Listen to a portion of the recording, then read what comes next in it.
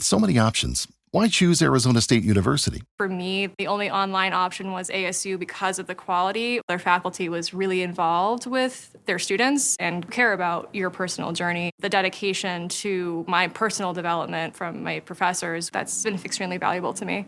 Earn your degree from the nation's most innovative university. Online. That's a degree better.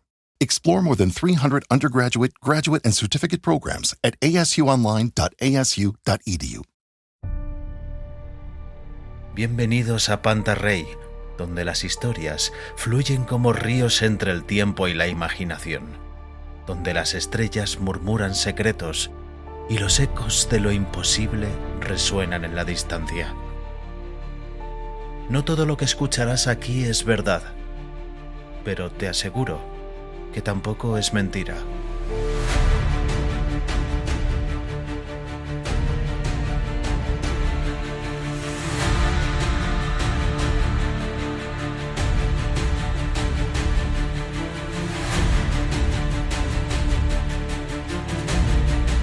Pantarrey Audioficción presenta Sentencia de muerte para la grosería.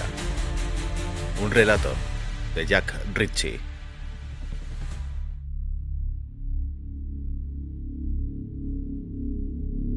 ¿Qué edad tiene usted?, pregunté. Sus ojos no se separaban del revólver que yo sostenía en la mano. Escuche, señor, no hay mucho dinero en la registradora, pero lléveselo todo. No le proporcionaré dificultades. No me interesa en absoluto su asqueroso dinero, al menos desde su punto de vista. ¿Podría usted haber vivido otros 20 o 30 años más si se hubiera tomado la más mínima molestia de ser cortés? El hombre no me comprendió.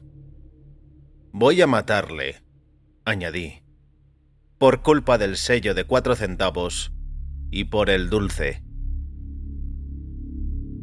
El hombre no sabía lo que yo quería decir con aquello del dulce, pero sí parecía caer en la cuenta sobre lo del sello. El pánico se exteriorizó en sus facciones. Usted debe estar loco. No puede matarme a causa de eso. Sí que puedo. Y así lo hice.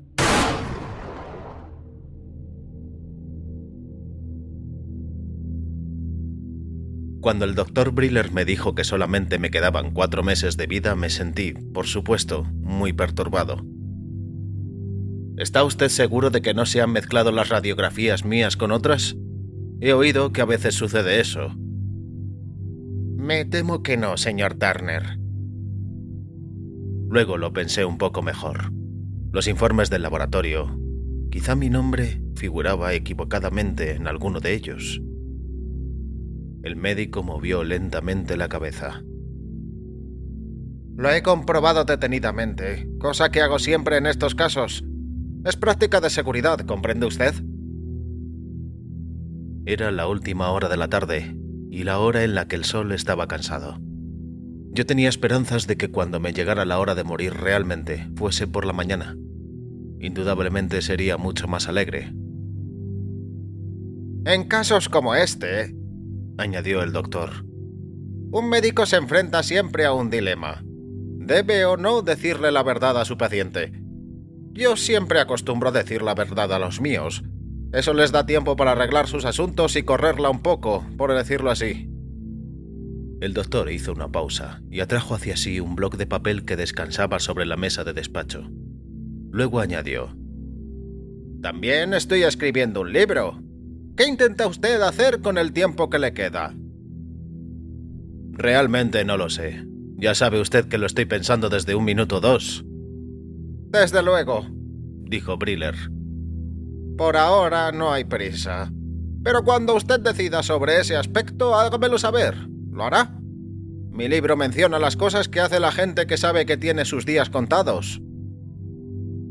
Briller hizo otra pausa y apartó hacia un lado el bloc de papel, añadiendo tras una pausa de silencio: Visíteme cada 2 o 3 semanas. Eso servirá para medir el progreso de su descenso. A continuación, Briller me acompañó hasta la puerta, diciendo: Ya tengo anotados 22 casos como el suyo. Luego el médico pareció mirar hacia la lejanía, adoptando una actitud de total reflexión, y murmuró: Podría llegar a ser un bestseller, ¿comprende usted?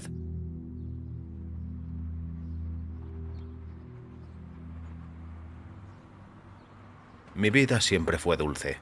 Una vida muelle. No vivida sin inteligencia, pero sí dulce. No he contribuido con nada al progreso del mundo, y en ese aspecto me parece que tengo mucho en común con la mayoría de los seres humanos que pueblan la Tierra. Pero por otra parte tampoco me he apoderado de nada. En resumen, pedí a la vida que me dejara solo. La vida ya es lo suficientemente difícil sin tener que vivirla en una no deseada asociación con otras personas. ¿Qué es lo que uno puede hacer con los 4 meses que le quedan de vida muelle? No tenía la menor idea de lo que había caminado y pensado sobre este tema, cuando de repente me encontré atravesando el largo puente curvo que, en suave pendiente, desciende hasta la carretera del lago. El sonido de una música mecánica interrumpió mis pensamientos y miré hacia abajo. Un circo. O quizás se celebraba algún festejo de carnaval, pensé. Era el mundo de la magia donde el oro es dorado, donde el maestro de ceremonias, el maestro o director de pista es tan caballero como auténticas son las medallas que adornan su pecho, y donde las rosadas damas que montan a caballo tienen duras facciones y peor carácter. Era el dominio de los vendedores de ásperas voces y de los 1000 cambalaches. Siempre tuve la impresión de que la desaparición de los grandes circos podía considerarse como uno de los avances culturales del siglo XX, y sin embargo en aquellos momentos descubrí que, sin darme cuenta, descendía hasta el pie del puente, y al cabo de unos momentos me encontraba a medio camino del circo, entre unas filas de barracas donde se exhibían las mutaciones humanas para entretenimiento de los niños. Pronto llegué hasta la entrada principal del circo y contemplé perezosamente al aburrido taquillero que se hallaba cómodamente situado en una elevada cabina junto a la puerta principal. Un hombre de agradable aspecto, acompañado por 2 niñas, se aproximó a él y le entregó varios rectángulos de cartulina que parecían ser pases. El portero recorrió con un dedo una lista impresa que tenía a su lado. Sus ojos se endurecieron y miró despreciativamente durante un momento al hombre y a las niñas. Luego, lenta y deliberadamente, rasgó los pases en 1000 pedazos y dejó caer al suelo los fragmentos. «No son buenos», murmuró. El hombre se sonrojó y replicó: «No lo comprendo». «No dejó usted los carteles colocados», gritó el hombre. «Y ahora lárguese de aquí». Las niñas miraron a su padre con expresión de desconcierto. ¿Haría su papá algo por solucionar aquello? El hombre permaneció inmóvil durante un momento, a la vez que la ira hacía palidecer su rostro. Parecía que estaba a punto de decir algo, pero luego miró a las 2 niñas. Cerró los ojos durante un momento, como si hiciese un terrible esfuerzo por controlar su cólera, y luego dijo: «Vámonos, nenas, vámonos a casa». El hombre se alejó con ellas y éstas miraron por 2 veces hacia atrás, asustadas, pero sin decir nada. Me aproximé inmediatamente al portero y le pregunté: «¿Por qué ha hecho usted eso?». El hombre me miró desde lo alto de su cabina. «¿Qué le importa a usted eso?», inquirió a su vez. «Quizá mucho». El portero me estudió durante un momento con gesto de irritación y luego respondió: «¿Por qué no dejó los carteles colocados?». «Ya lo escuché antes. Ahora explíqueme qué es eso». El hombre respiró con tanta dificultad como si le costara dinero y dijo: «Nuestro agente avanzado va de ciudad en ciudad semanas antes de que nosotros lleguemos. Un par de semanas antes, todo lo más. Deja en todos los sitios carteles anunciando el espectáculo que traemos y los dejan donde puede. En las albacerías, zapaterías, mercados. Cualquier lugar donde el propietario pueda adherirlos a su escaparate para dejarlos allí hasta que el espectáculo llegue a la ciudad. Por el servicio se le regalan 2 o 3 pases, pero algunos de estos tipos no saben que el servicio se comprueba, o mejor dicho, que lo comprobamos. Si los carteles no están en el escaparate cuando llegamos a la ciudad, entonces los pases quedan sin validez alguna. Comprendo, dije secamente. Y por eso usted rompe los pases en sus mismas narices y delante de los niños. Evidentemente ese hombre quitó los carteles de su establecimiento demasiado pronto. O quizá esos pases se los ha regalado a otro hombre que quitó los carteles de su establecimiento. ¿Y qué diferencia hay? Los pases no sirven. Quizá no haya diferencia alguna en eso, pero ¿se da usted perfecta cuenta de lo que acaba de hacer? Los ojos del hombre se entornaron, tratando de estudiarme y de calcular el poder que podría tener yo. Luego añadí: ha cometido usted uno de los actos humanos más crueles.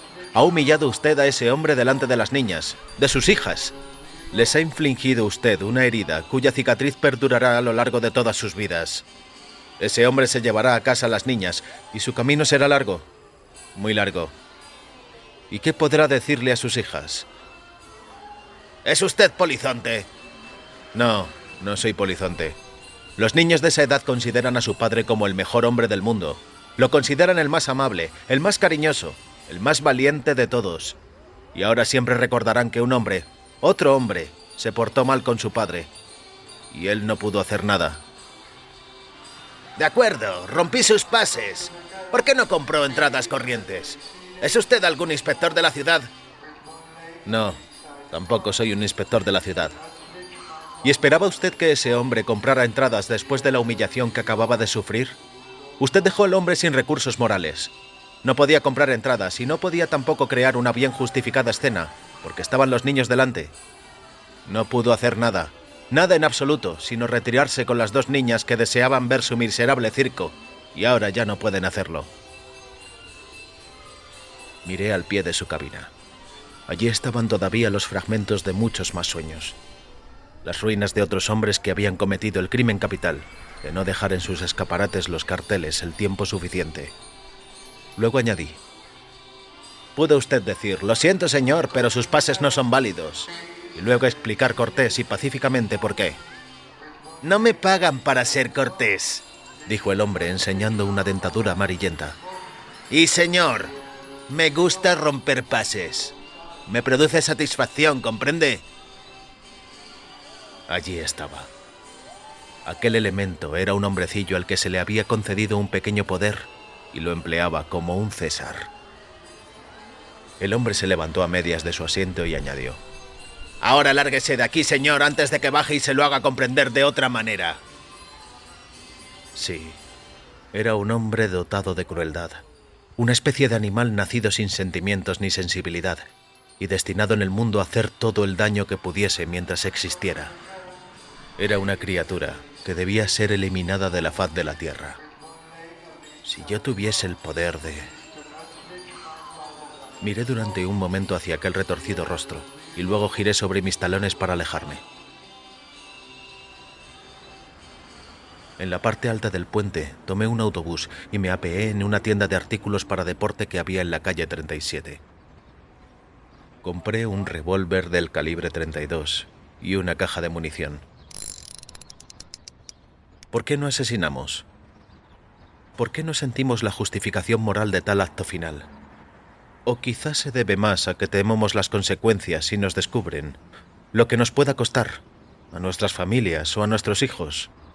Y así sufrimos las humillaciones y los insultos con tremenda docilidad. Los soportamos porque eliminarlos nos costaría aún más sufrimientos de los que ya padecemos. Pero yo no tenía familia ni amigos íntimos, y solamente me quedaban 4 meses de vida. El sol se había puesto y las luces de la feria brillaban cuando me apeé del autobús en el puente. Miré hacia la cabina del circo y allí estaba todavía el hombre sentado en su garita. ¿Cómo debía hacerlo?, me pregunté. Vi cómo otro hombre le relevaba en su puesto, al parecer con gran alivio del primero. Encendió un cigarrillo y comenzó a caminar lentamente hacia el oscuro frente del lago. Me acerqué a él al doblar una curva oculta por unos altos arbustos. Era un lugar solitario, pero lo suficientemente cercano a la feria para que sus diferentes ruidos llegaran todavía a mis oídos. El hombre oyó mis pasos y dio media vuelta. Una ligera sonrisa se dibujó en sus labios y con una mano se frotó los nudillos de la otra, al mismo tiempo que decía: «Está usted buscándoselo, señor». Sus ojos se abrieron enormemente cuando vio el revólver que yo sostenía en la mano. «¿Qué edad tiene usted?», pregunté. «Escuche, señor», dijo el hombre rápidamente. «Solamente tengo en el bolsillo un par de billetes de $10. «¿Qué edad tiene usted?», repetí.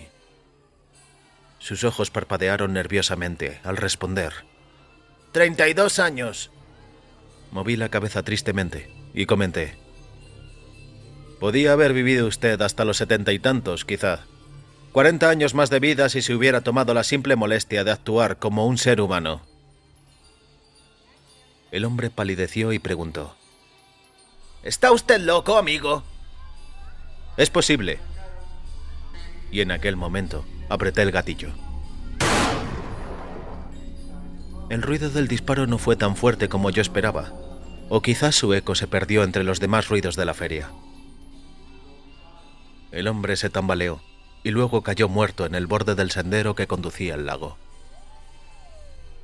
Tomé asiento en un cercano banco del parque y esperé. ¿Acaso nadie había oído el disparo? Repentinamente me di cuenta de que sentía apetito. No había comido nada desde el mediodía. El pensamiento de que me llevaran a una comisaría y me hiciesen preguntas durante largo tiempo me parecía cosa intolerable, y además me dolía mucho la cabeza. Arranqué una página de mi libreta de notas y comencé a escribir. Una palabra descuidada puede perdonarse, pero una vida de cruel grosería no. Este hombre merece la muerte. Estaba a punto de firmar con mi nombre, pero entonces decidí que mis iniciales serían suficientes, por el momento. No deseaba que me detuvieran antes de comer algo y tomar unas aspirinas. Doblé la hoja y la coloqué en el interior del bolsillo superior de la americana del portero muerto. No me encontré con nadie cuando retrocedí por el sendero y ascendí luego hacia el puente. Caminé hasta llegar a Westlers, probablemente el mejor restaurante de la ciudad. Los precios en circunstancias normales iban más allá de mis posibilidades económicas, pero en aquellos momentos opiné que podía permitirme el lujo de hacer un extraordinario. Después de cenar decidí que no estaría nada mal dar un paseo nocturno en autobús. Me gustaba aquella forma de excursión a través de la ciudad, y después de todo, también comprendía que mi libertad de movimiento muy pronto quedaría restringida.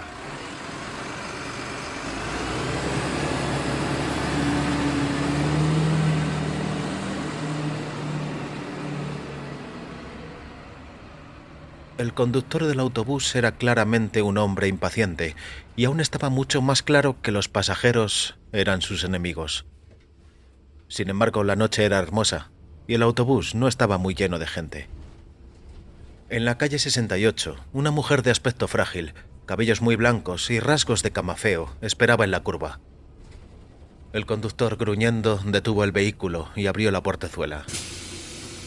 La mujer sonrió e hizo un movimiento de cabeza, asintiendo a los pasajeros cuando puso el pie en el primer escalón. Se podía observar que la vida de aquella mujer era de suave felicidad y de muy pocos viajes en autobús. «Bien», gritó el conductor. «¿Va usted a tardar todo el día en subir?». La mujer se sonrojó y tartamudeó. «Lo siento, señor». Y al mismo tiempo le entregó un billete de $5. El hombre abrió los ojos asombrado. «¿No tiene usted cambio?», preguntó. La mujer se sonrojó aún más y murmuró: «No lo creo, pero miraré». Era evidente que el conductor iba adelantado en su itinerario y esperó. Y otra cosa estaba muy clara, que estaba disfrutando enormemente con la escena. La mujer encontró $1/4 y lo sostuvo entre los dedos tímidamente. «¡En la máquina!», bramó el conductor. La mujer dejó caer la moneda en la máquina automática del cambio. El conductor arrancó el vehículo violentamente y la mujer casi cayó al suelo. Se las pudo arreglar para asirse a tiempo a una de las barras de los asientos. Sus ojos se posaron sobre los pasajeros como si tratara de disculparse por no haberse movido más rápidamente, por no tener cambio y por casi haberse caído. Una sonrisa tembló en sus labios y luego tomó asiento. En la calle 82, la mujer hizo presión sobre el botón de aviso, se puso en pie y avanzó hacia la parte delantera del vehículo. El conductor miró hacia atrás al mismo tiempo que detenía el autobús. ¡Por la parte de atrás!, gritó. ¿Por qué no se acostumbra a la gente a usar la parte de atrás? Yo siempre fui partidario de usar las portezuelas posteriores de los autobuses, especialmente cuando estos van llenos de gente. Pero en aquel momento ocupaban el coche una media docena de pasajeros que leían en sus periódicos con terrible indiferencia. La mujer se volvió palideciendo y se dirigió a la portezuela trasera. La tarde que había pasado, o la que pensaba pasar, había quedado arruinada, y quizá muchas más tardes al acordarse de aquella. Yo seguí en el autobús hasta el final de la línea. Era el único pasajero cuando el conductor dio la vuelta al vehículo y lo aparcó. Se trataba de un lugar desierto, una esquina mal iluminada, y no había pasajeros esperando en el pequeño refugio de la curva. El conductor lanzó una ojeada a su reloj, encendió un cigarrillo y luego se dio cuenta de mi presencia. Si piensa usted seguir en el coche, señor, ponga otros 25 centavos en la máquina. Aquí no se da nada gratis, aclaró. Me levanté de mi asiento y caminé lentamente hacia la delantera del vehículo. ¿Qué edad tiene usted?, pregunté. Eso no le interesa. Unos 35 años, imagino, dije. Aún le quedaban por delante quizá unos 30 años más. Y al pronunciar estas últimas palabras, extraje el revólver del bolsillo. El conductor dejó caer al suelo el cigarrillo. «¡Llévese el dinero!», dijo. No me interesa el dinero. Estoy pensando en una dama muy educada y también en otros cientos de damas más y en muchos hombres inofensivos y niños que sonríen. Usted es un criminal. No existe justificación para lo que usted hace con ellos. Ni tampoco existe justificación para que usted siga viviendo. Y le maté. Tomé asiento y esperé. Al cabo de 10 minutos, aún estaba sentado solo, en compañía del cadáver. Me di cuenta de que tenía sueño. Un sueño increíble. Sería mejor dormir durante toda una noche y luego entregarme a la policía. Escribí mi justificación sobre la muerte del conductor en otra hoja de papel. Añadí mis iniciales y se la metí en un bolsillo. Tuve luego que caminar a lo largo de 4 manzanas de casas antes de encontrar un taxi que me llevara a mi apartamento. Dormí profundamente y quizás soñé, pero si lo hice mis sueños fueron agradables e inocuos. Eran casi las 9 de la mañana cuando desperté. Después de ducharme y desayunar calmosamente, elegí mi mejor traje. Recordé que aún no había pagado la factura mensual del teléfono. Extendí un talón y luego lo metí en un sobre en el que escribí la adecuada dirección. Luego descubrí que no tenía sellos. No importa, me dije. Compraré uno de camino a la comisaría. Casi había llegado a esta última cuando de nuevo recordé el sello. Me detuve en un almacén de la esquina más próxima. Era un lugar en el que jamás había entrado antes.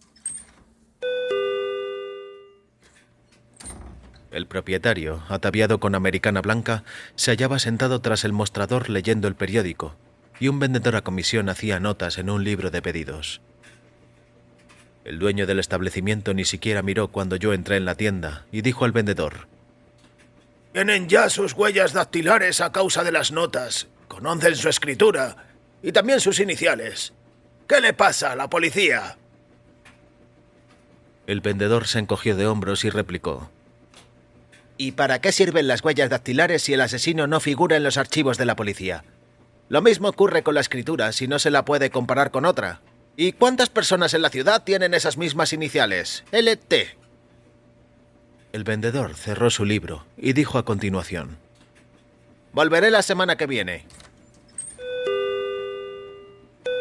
Cuando se fue, el propietario de la tienda continuó leyendo el periódico. Yo aclaré la garganta. El hombre terminó de leer un largo párrafo y luego alzó la cabeza. Dígame, murmuró. Un sello de 4 centavos, por favor. El hombre adoptó la misma expresión que si en aquel momento yo le hubiese propinado una bofetada. Me miró durante 15 segundos. Luego abandonó su taburete y lentamente se dirigió hacia la parte posterior de la tienda, donde había una pequeña ventana enrejada. Yo estaba a punto de seguirle, pero en aquel momento llamó mi atención una pequeña exposición de pipas que había a mi izquierda. Al cabo de un rato sentí que unos ojos se posaban sobre mí. Alcé la cabeza. El dueño de la tienda se hallaba en pie al final del establecimiento, apoyando una mano en la cadera y sosteniendo en la otra el sello. Al cabo de un par de segundos preguntó: ¿acaso espera que yo se lo lleve ahí?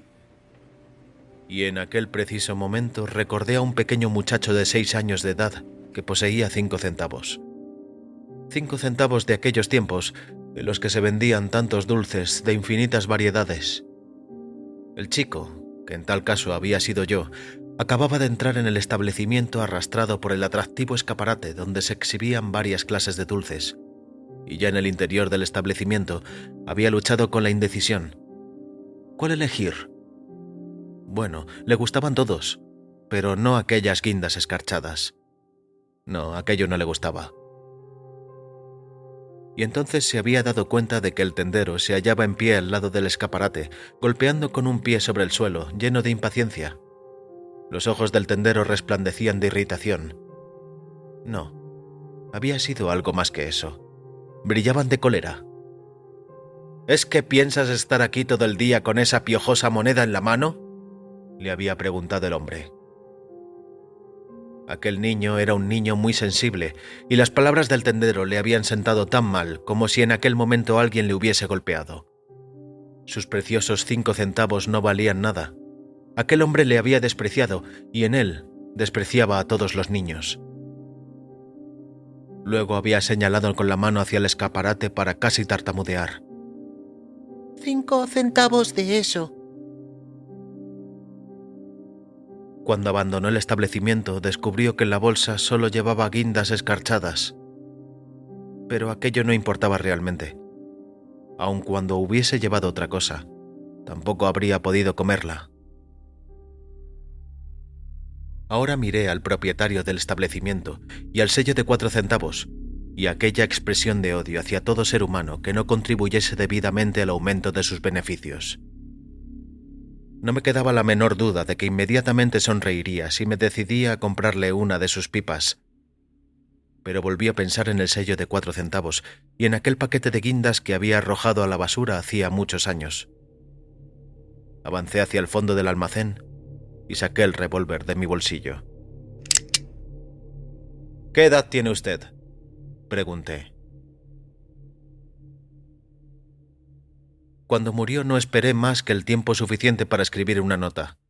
Esta vez había matado para vengar unas horas de mi infancia y realmente necesitaba un trago.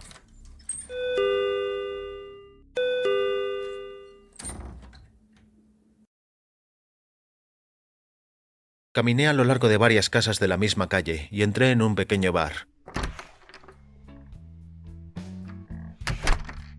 Pedí un coñac y un vaso de agua.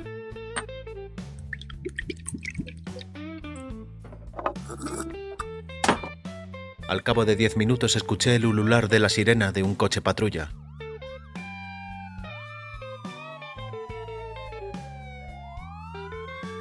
El dueño del bar se acercó a la ventana. «Es en esta misma calle», dijo al mismo tiempo que se quitaba la americana blanca. «Voy a ver qué es lo que ocurre. Por favor, señor, si viene alguien, diga usted que regreso enseguida». Luego colocó la botella de coñac sobre el mostrador y añadió: «Sírvase usted mismo, pero dígame luego cuántas ha tomado». Sorbí pacíficamente el coñac y contemplé desde mi taburete la llegada de más coches patrulla y a continuación la de la ambulancia. El dueño del bar regresó al cabo de 10 minutos seguido por un cliente. «Una cerveza corta, Joe», pidió este último. «Este es mi segundo coñac», advertí yo. Joe recogió las monedas que yo deposité en el mostrador y dijo: «Han asesinado al abacero de ahí abajo. Parece que ha sido el hombre que mata a la gente que no es cortés». El cliente observó cómo Joe servía la cerveza en el vaso y preguntó: «¿Cómo sabes eso? Bien pudo ser un atraco». Joe movió la cabeza negativamente. «No, Fred Masters, el que tiene la tienda de televisión al otro lado de la calle, encontró el cadáver y leyó la nota». El cliente depositó 5 centavos en el mostrador y comentó: «Me parece que no voy a llorar su muerte. Yo siempre compraba en cualquier otro lado. Ese tipo te vendía como si te estuviera haciendo un gran favor». Joe asintió con un movimiento de cabeza y replicó: «Sí, no creo que nadie de la vecindad vaya a echarle mucho de menos. Era bastante inaguantable». Yo estaba a punto de salir del bar y acercarme hasta el almacén para entregarme, pero entonces pedí otro coñac y saqué del bolsillo mi libreta de notas. Comencé a extender una lista de nombres. Era sorprendente cómo un nombre seguía inmediatamente al otro. Eran recuerdos amargos, algunos grandes y otros más pequeños, algunos que yo había experimentado y otros que había presenciado, y que quizá me habían sentado mucho peor que a las víctimas. Nombres. ¿Y el de aquel almacenista? No lo recordaba, pero también debía incluirlo. Recordé el día y a la señorita Newman. Éramos sus alumnos de 6º grado y nos había llevado a otra de sus excursiones, esta vez a los almacenes que había a lo largo del río, donde nos iba a enseñar cómo trabajaba la industria. La señorita Newman siempre proyectaba sus excursiones por adelantado y pedía permiso para visitar los lugares a donde pensaba llevarnos, pero esta vez quizás se perdió o desorientó y llegamos al almacén, ella y los 30 chiquillos que la adoraban. Y el almacenista la había expulsado groseramente. Había empleado un lenguaje que nosotros no entendíamos, pero que sí comprendíamos en su sentido. Palabras dirigidas tanto a la señorita Newman como a nosotros. La señorita Newman era una mujer de baja estatura que en aquel momento sintió un pánico terrible, y todos nos retiramos. Al parecer se sintió tan humillada ante nosotros que al día siguiente no apareció por la escuela, ni volvió a hacerlo más, hasta que supimos que había solicitado un traslado. Y yo, que la adoraba, sabía por qué. No podía ponerse delante de nosotros después de aquello. ¿Viviría todavía aquel individuo? Pensé que por entonces debía andar por los 20 y tantos años de edad. Cuando abandoné el bar media hora más tarde me di cuenta de que tenía por delante mucho trabajo. Los días siguientes fueron muy atareados, y entre otros encontré al almacenista. Le dije por lo que moría, porque el hombre ni siquiera lo recordaba.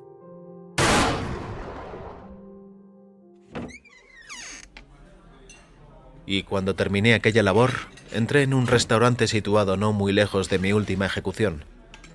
La camarera suspendió su conversación con la cajera y se acercó a mi mesa. «¿Qué desea usted?», preguntó. Pedí un buen filete y tomates. El filete resultó lo que se podía esperar de aquella vecindad. Cuando extendí la mano para tomar la cucharilla del café, la dejé caer al suelo accidentalmente.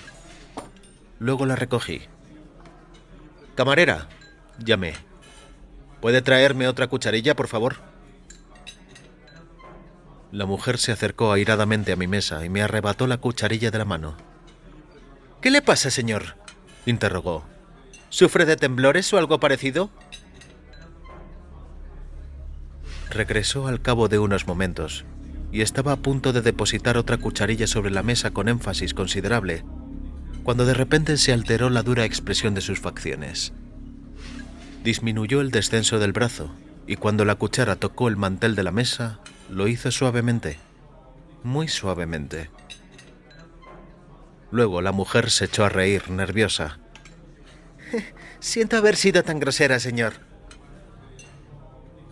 Se trataba de una disculpa, y por eso repliqué. No tiene importancia, olvídelo.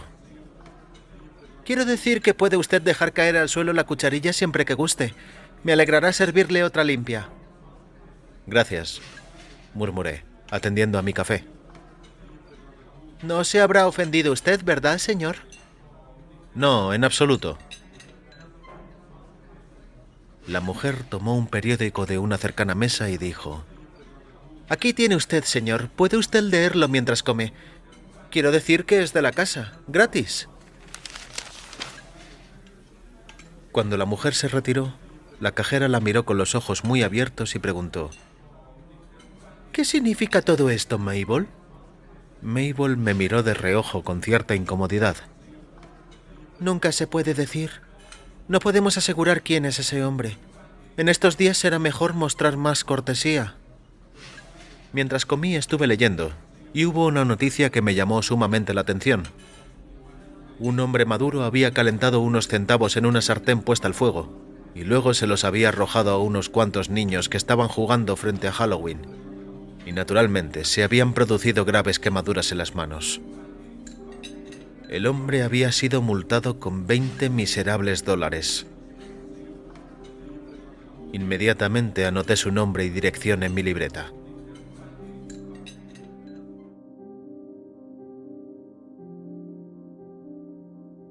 El doctor Briller terminó su examen. Ya puede usted vestirse, señor Turner. Recogí mi camisa de encima de una silla y comenté: Supongo que no habrá salido ninguna nueva droga milagrosa desde la última vez que estuve aquí, ¿verdad? El doctor se echó a reír con toda naturalidad y contestó: No, me temo que por ahora no. Luego contempló en silencio cómo me abotonaba la camisa y añadió: Y a propósito, ¿ha decidido usted lo que va a hacer con el tiempo que le queda?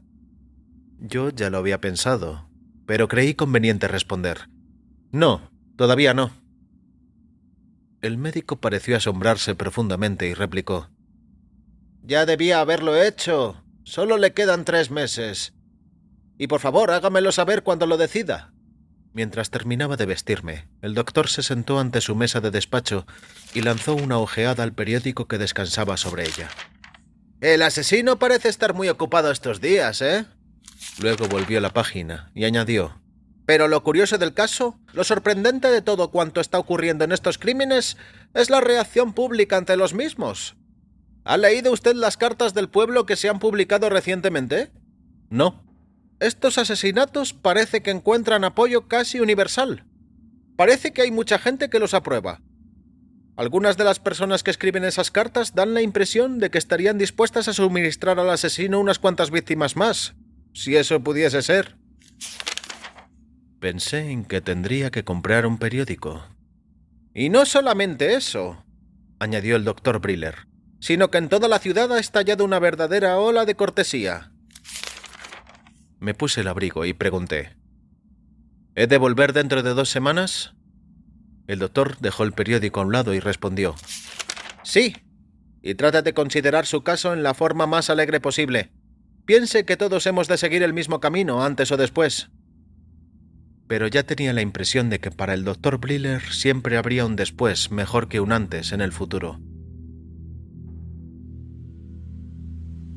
Mi cita con el doctor Briller se había celebrado por la tarde, y eran casi las 10 de la noche cuando dejé el autobús y emprendí el corto paseo hacia mi apartamento. Cuando me aproximaba a la última esquina, oí un disparo. Entré en la calle Milding Lane y encontré a un hombrecillo que sostenía un revólver en la mano junto a un cuerpo caído sobre la acera y que, a juzgar por su aspecto, no era más que un cadáver ya. Miré al muerto y murmuré asombrado: ¡Cielo santo! ¡Un policía! El hombrecillo asintió con un movimiento de cabeza. Sí, dijo. Lo que acabo de hacer parecerá un poco extremado, pero verá usted, este agente estaba empleando un lenguaje totalmente innecesario. ¡Ah!, exclamé. El hombrecillo volvió a asentir con otro movimiento de cabeza y añadió: Tenía mi coche aparcado frente a esta bomba de incendios. Le aseguro a usted que inadvertidamente. Y este policía me estaba esperando cuando regresé a mi coche. También descubrió que me había olvidado en casa el permiso de conducir. Yo no hubiese actuado como lo hice si el hombre se hubiese limitado a extenderme una multa, pues yo era el culpable y lo admito, señor.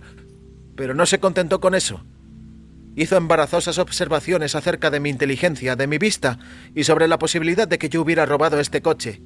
Y finalmente puso en duda la legitimidad de mi nacimiento.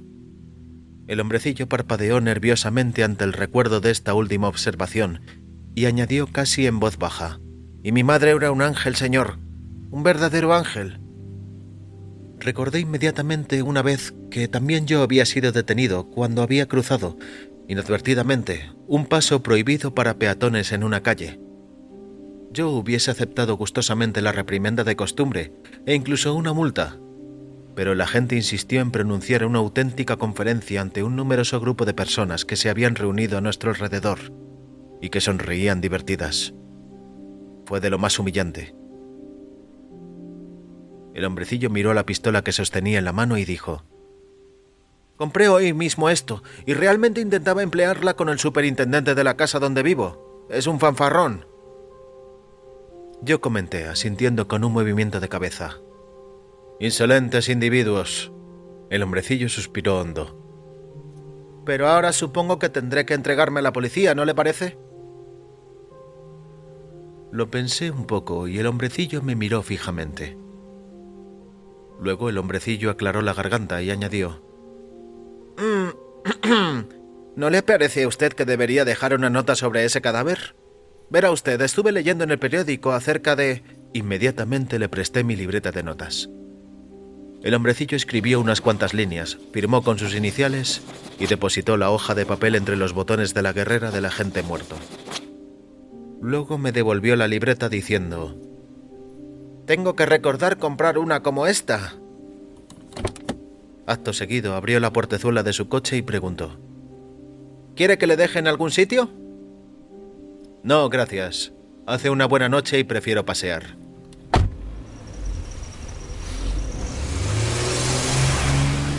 Agradable individuo, pensé cuando el coche se alejó. Era una lástima que no hubiese muchos como él.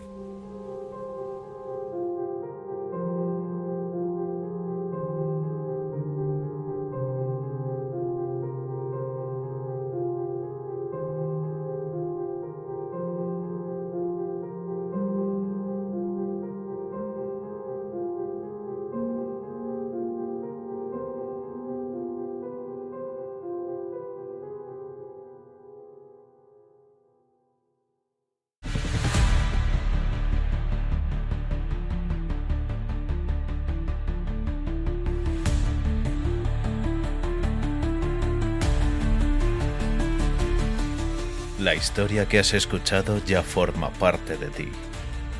Las palabras pronunciadas quedarán en la penumbra, esperando ser recordadas u olvidadas. Pero nuestra historia no termina aquí. Sigue el rastro en iVoox, Spotify, Patreon, YouTube y otras plataformas. Panta Rey Audioficción. Búscanos.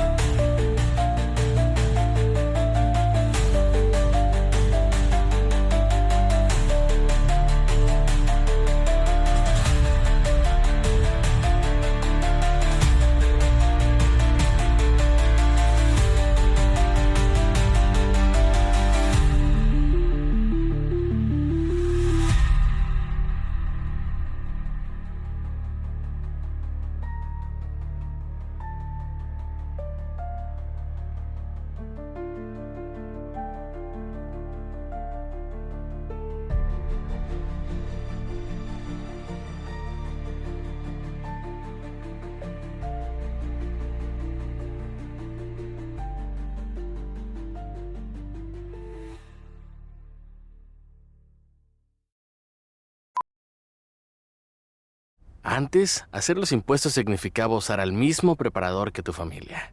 Pero, ¿realmente era lo más conveniente?